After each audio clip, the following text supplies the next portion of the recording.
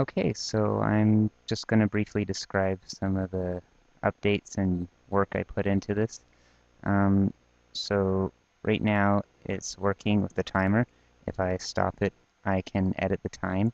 So I've clicked in this region and I can change the time.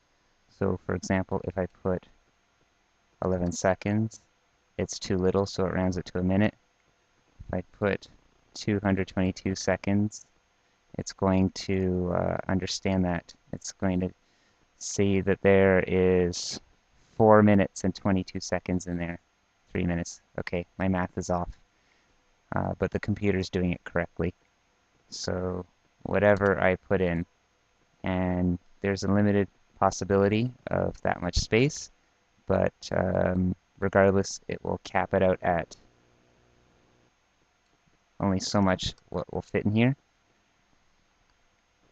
And then obviously it's working once it's run. Um, it's not perfect, but it's pretty close. I spent 5 hours to get that part to work because I have to prevent user input. So right now I'm pressing a whole bunch of keys on the keyboard and none of them will work.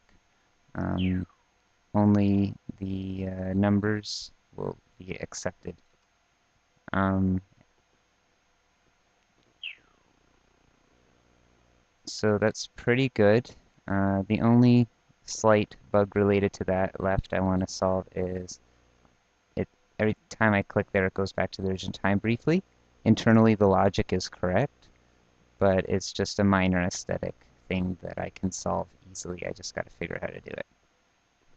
Um, Now the slider bar. Oh, before we go to the slider bar, the text is very smooth. Um, it's not jittery like before. I'll send a brief clip that shows the jitteriness. Anyways, the slider bar. What used to happen before is the text was a different object from the circle.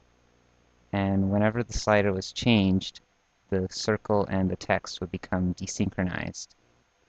Now, what currently happens is it's considered as a single object. So this single object will scale continuously all the time.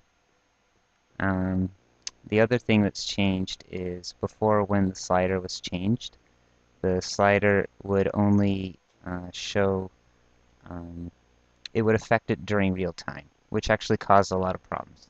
At this time, the way it works is it will apply on the next animation. And honestly, that's for the best because that's just going to cause a lot of difficulties down the road.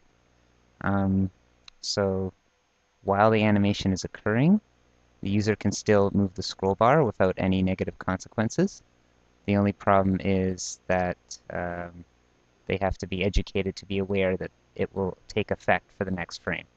And in terms of keeping the interface simple, I wouldn't put that information in the interface itself. That could be communicated outside the interface. Now, currently there is a fade out applied to the thing, so that will show 2 seconds on the screen and then 2 seconds of fade out. So that's a nice little thing because I don't want that clutter staying on the screen for all time. And also, the only other minor related thing to this left is the fact that it shows as in milliseconds, 3500 milliseconds, 2500 milliseconds, 5000. So that is something I think I'll just replace with 5.00 or 3.500, whatever looks best. But I'll apply that. That is the second minor thing remaining to happen. Lastly, the only other major thing to... No, there's actually two other things to show. So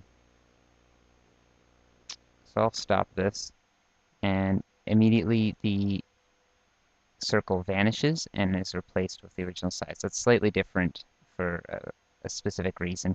Now, if I start animating again, and then I stop it, it snaps closed.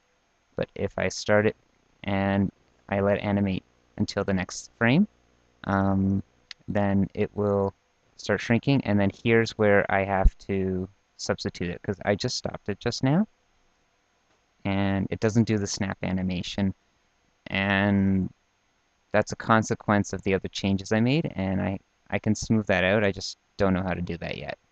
But I like the aesthetic of the snapping motion. I don't know. I find it's pretty beautiful. I would like to make it work for both on the inhale animation as well as the exhale animation. The fourth thing, so that was three things. Fix this animation thing. I'm clicking in the top left corner. And the other things. The last thing, of course, is the multi-line. Currently, it is animating with a single line. I've had to rip out that functionality because that was causing a lot of problems, and I'd like to re-implement it. Hopefully today I can do that, and then I'm done. So really, this multi-line is the only major work left. Everything else I described is minor, minor, relatively minor, and then this is major.